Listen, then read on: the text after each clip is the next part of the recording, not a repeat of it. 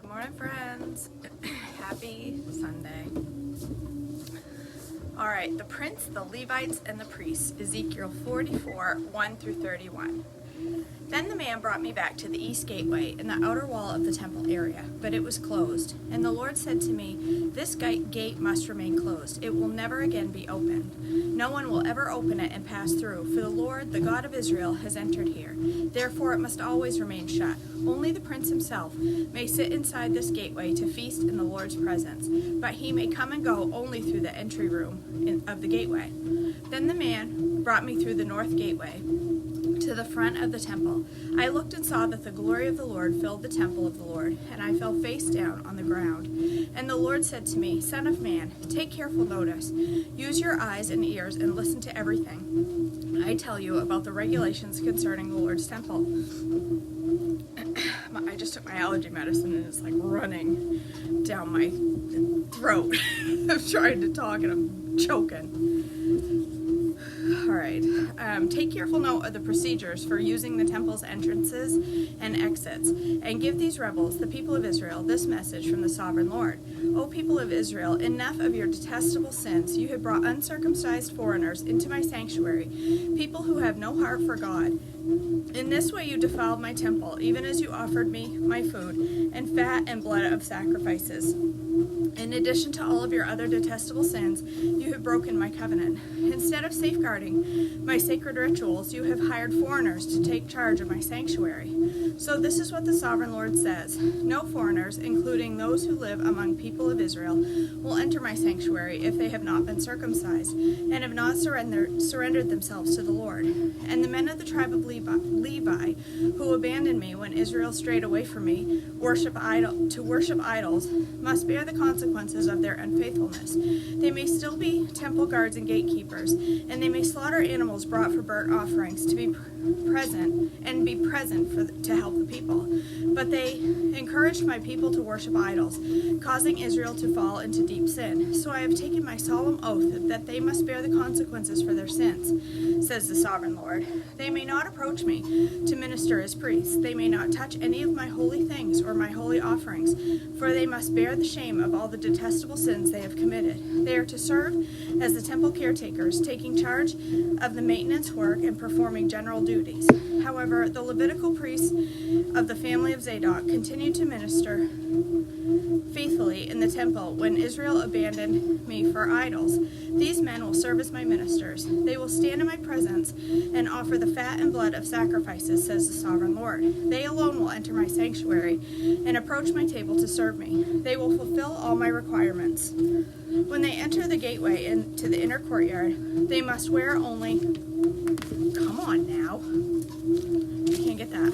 They must wear only linen clothing. They must wear no wool while on duty in the inner courtyard or in the temple itself. They must wear linen turbans and linen undergarments. They must not wear anything that would cause them to perspire. When they return to the outer courtyard where the people are, they must take off their clothes they wear while ministering to me. They must leave them in the sacred rooms and put on other clothes so they do not endanger anyone by transmitting the holiness to them through this clothing. They must neither shave their heads nor let their hair grow too long. Instead, they must trim it regularly. The priests must not drink wine before entering the inner courtyard. They may choose their wives only from among the virgins of Israel or the widows of the priests. They may not marry any other widows or divorced women. They will teach my people the difference between what is holy and what is common, what is ceremonially clean and unclean. They will serve as judges to resolve any disagreements among my people. Their decisions must be based on my regulations, and the priests themselves must obey my instructions and decrees at all the sacred festivals and see to it that the Sabbath are set apart as holy days. A priest must not defile himself by being in the presence of a dead person unless it is his father, mother, child, brother, or unmarried sister. In such cases, it is permitted. Even then, he can return to his temple duties only after being ceremonially cleansed and then waiting for 7 days. The first day he returns to work and enters the inner courtyard in the sanctuary, he must offer a sin offering for himself, says the sovereign Lord. The priest will not have any property or possession of land, for I alone am their special possession. Their food will come from the gifts and sacrifices brought to the temple by the people, the grain offerings, the sin offerings, and the guilt offerings. Whatever anyone sets apart for the Lord will belong to the priests. The first of the ripe fruits and all of the gifts brought to the Lord will go to the priests. The first batch of dough must also be given to the priest, so the Lord will bless your homes. The priest may not eat the meat from any bird or animal that dies a natural death, or that dies after being attacked by another animal. Division of the land, Ezekiel 45, 1 through 8a. When you divide the land among the tribes of Israel, you must set aside a section for the Lord as his holy portion. This piece of land will be 8 1/3 miles long and 6 2/3 miles wide. The entire area will be holy. A section of this land, measuring 875 feet by 875 feet, will be set aside for the temple. An additional strip of land, 87.5 feet wide, is to be left empty all around it. Within the large sacred area, measure out a portion of land 8 1/3 miles long and 3.5 miles wide. Within it, the sanctuary of the most holy place will be located. This area will be holy, set aside for priests who minister to the Lord in the sanctuary. They will use it for their homes, and my temple will be located within. The strip of sacred land next to it, also 8 1/3 miles long, 3 1/3 miles wide, will be the living area for the Levites who work at the temple. It will be their possession and a place for their towns. Adjacent to the larger sacred area will be a section of land 8 1/3 miles long and 1 2/3 miles wide. This will be set aside for the city where anyone in Israel can live. 2 special sections of land will be set apart for the prince. One section will share a border with the east side of the sacred lands and city, and the second section will share a border on the west side. Then the far eastern and western borders of the prince's lands will line up with the eastern and western boundaries of the tribal areas. These sections of land will be the prince's allotment. Rules for the prince, Ezekiel 45, 8b through 12. Then my princes will no longer oppress and rob my people. They will assign the rest of the land to the people, giving allotment to each tribe. For this is what the sovereign Lord says: Enough, you princes of Israel, stop your violence and oppression and do what is just and right.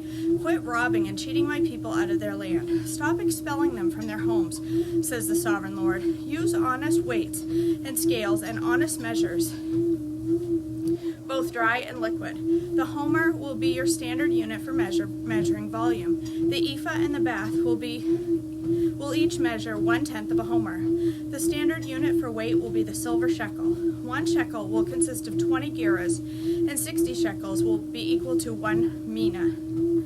Special offerings and celebrations, Ezekiel 45, 13 through 46, 18. You must give this tax to the prince: 1 bushel of wheat or barley for every 60 you harvest, 1% of your olive oil, and 1 sheep or goat for every 200 in your flocks in Israel. These will be the grain offerings, burnt offerings, and peace offerings that will make atonement for the people who bring them, says the sovereign Lord. All the people of Israel must join in bringing these offerings to the prince. The prince will be required to provide offerings that are given at religious festivals, the new moon celebrations, the Sabbath day, and all other similar occasions. He will provide the sin offerings, burnt offerings, grain offerings, liquid offerings, and peace offerings to purify the people of Israel, making them right with the Lord. This is what the sovereign Lord says: In early spring, on the first day of each new year, sacrifice a young bull with no defects to purify the temple. The priest will take blood from his sin offering and put it in the doorposts of the temple, the 4 corners of the upper ledge of the altar, and the gateposts at the entrance of the inner courtyard. Do this also on the 7th day of the new year for anyone who has sinned through error or ignorance. In this way you will purify the temple. On the 14th day of the first month you must celebrate the Passover. This festival will last for 7 days. The bread you eat during that time must be made without yeast. On the day of Passover, the prince will provide a young bull as a sin offering for himself and the people of Israel. On each of the 7 days of the feast, he will prepare a burnt offering to the Lord, consisting of 7 young bulls and 7 rams without defect. A male goat will also be given each day for a sin offering. The prince will provide a basket of flour as a grain offering and a gallon of olive oil with each young bull and ram. During the 7 days of the Festival of Shelter, which occurs every year in early autumn, the prince will provide these same sacrifices for the sin offering, the burnt offering, and the grain offering, along with the required olive oil.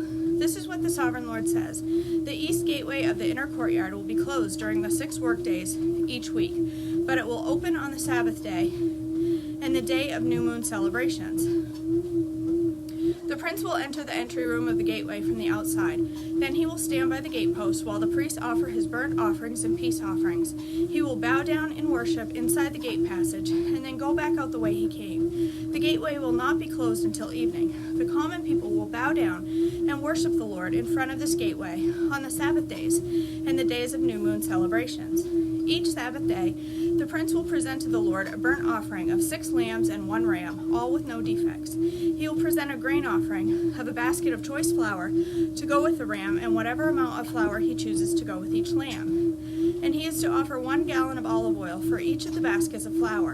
At the new moon celebrations, he will bring 1 young bull, 6 lambs, 1 ram, all with no defects. With the young bull, he must bring a basket of choice flour for a grain offering. With the ram, he must bring another basket of flour. And with each lamb, he is to bring whatever amount of flour he chooses to give. With each basket of flour, he must offer 1 gallon of olive oil.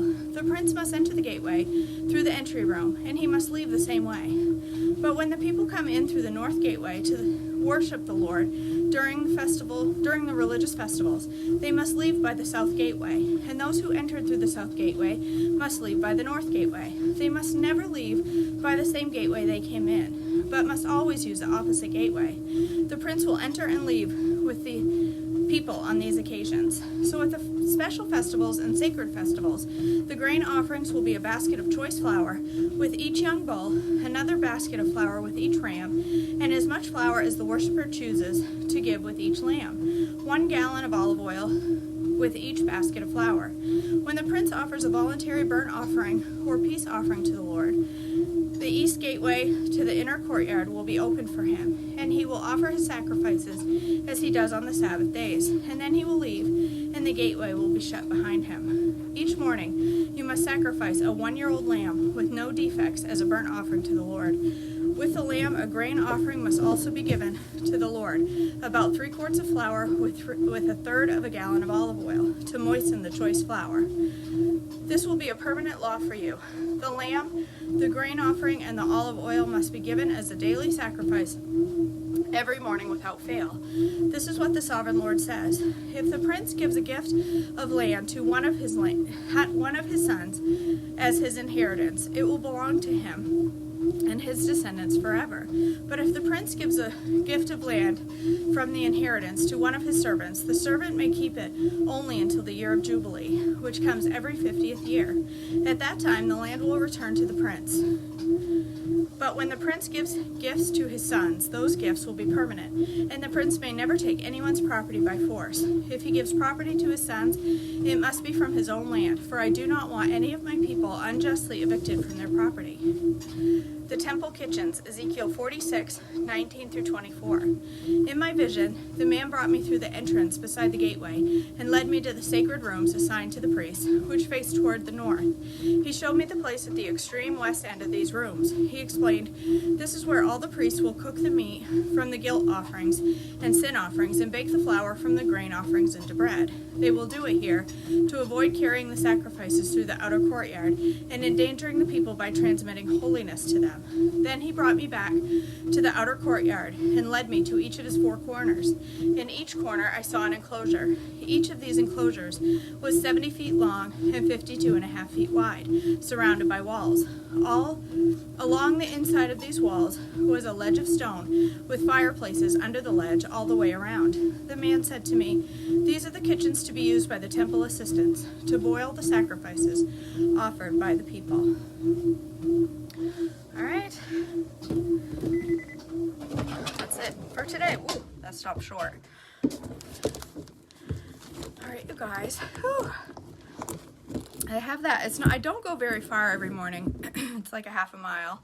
So because of that, I've been raising the incline slowly, very slowly, because I don't want to notice. And I haven't really noticed that it's inclined at all. It's up to 2.5, and I haven't noticed any change in the incline. It just feels like I'm walking flat. I go at half an incline every like month, maybe month and a half. It's not, I'm going real slow.